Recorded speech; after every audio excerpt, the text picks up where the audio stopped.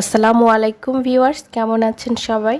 তো আজকে আপনাদের জন্য নিয়ে এসেছি ফুলকো ফুলকো মালপোয়া পিঠা, বা গ্রাম এলাকায় অনেকে এটাকে তেলের পিঠাও বলে। তো খুবই সহজ রেসিপিতে আপনারা কিভাবে বিকেলের নাস্তায় বা আত্মীয় স্বজন আসলে এই পিঠাটা তৈরি করতে পারবেন সেই রেসিপি আপনাদের সাথে শেয়ার করব। আর খুবই ফুলকো আর খুবই নরম হবে এই পিঠাটা খেতে। তো দেখতেই পাচ্ছেন প্রত্যেকটা পিঠাই কত সুন্দর হয়েছে। তো অনেকেই এই পিঠাটা খুব সহজ রেসিপিতে তৈরি করতে পারেন না, তো আজকে আপনাদের সাথে এটাই শেয়ার করব কিভাবে খুব সহজ রেসিপিতে আপনারা এই পিঠাটা তৈরি করে নিতে পারেন ঘরে। তো পিঠা তৈরির জন্য আমি এখানে আতপ চালের গুঁড়ি নিয়ে নিয়েছি, দেখতেই পাচ্ছেন। তো এই গুঁড়িটা আমার মেশিনে ভাঙানো। তো এই পিঠা সাধারণত আতপ চালের গুঁড়ি দিয়েই তৈরি করা হয়। তো এই গুঁড়িটা আমি ব্যবহার করব পিঠা তৈরিতে।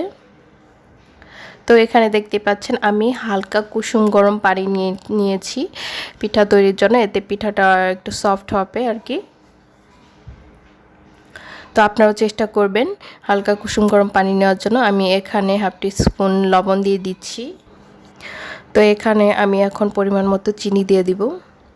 চিনিটা আসলে আপনাদের টেস্ট মতো দিবেন, তবে চেষ্টা করবেন খুব বেশি যেন মিষ্টি না হয়, এতে পিঠাটা নাও ফুলতে পারে। পরিমাণ মতো দিবেন। তো চিনিটা আমি পানির সাথে মিশিয়ে নিচ্ছি।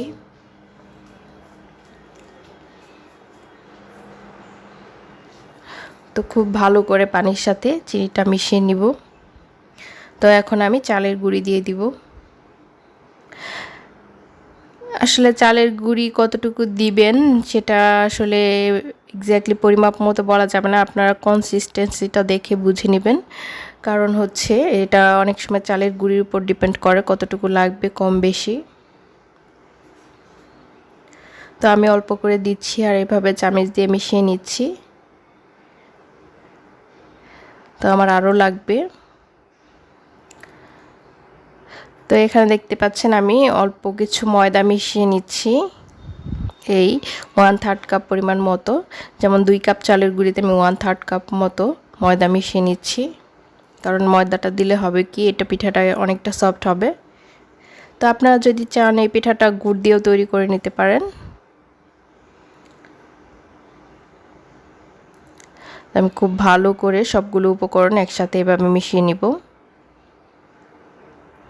এই যে কনসিস্টেন্সিটা আপনারা একটু দেখে বুঝে নেবেন। তো আমি আরেকটু ময়দা দিয়ে দিলাম। এখন এটা খুব ভালো করে মিশিয়ে নেব।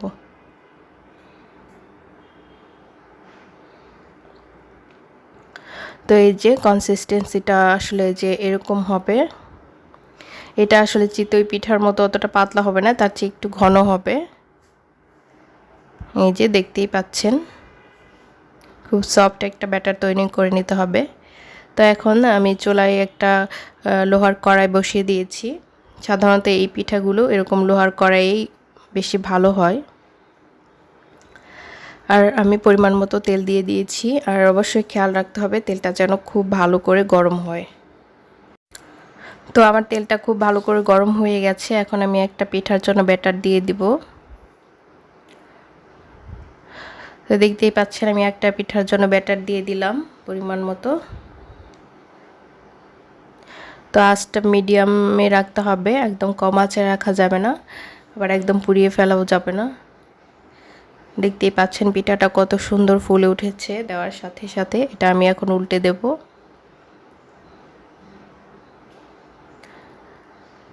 তো এই যে এপাট ওপাট সুন্দর করে ভেজে নেব আমি এখন।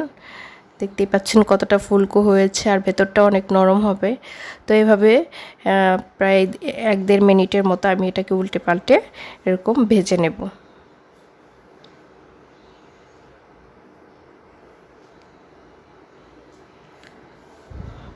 এই যে দেখতে পাচ্ছেন একটা পার্ট হওয়ার পরে আমি এই যেভাবে উল্টে দেব পিঠাটা। তো এই যে পিঠাটা প্রায় হয়ে এসেছে, এটাকে আমি এখন উঠিয়ে নেব।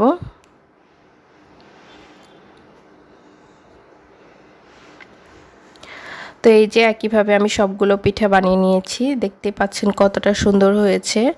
এই পিঠাটা দেখতে যেমন সুন্দর, খেতেও ঠিক তেমনই মজাদার।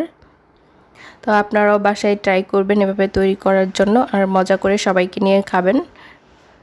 তো ভালো থাকবেন, সুস্থ থাকবেন, আর ভিডিওটি ভালো লাগলে অবশ্যই চ্যানেলটি সাবস্ক্রাইব করে পাশে থেকে যাবেন এরকম নিত্য নতুন রেসিপি পাওয়ার জন্য।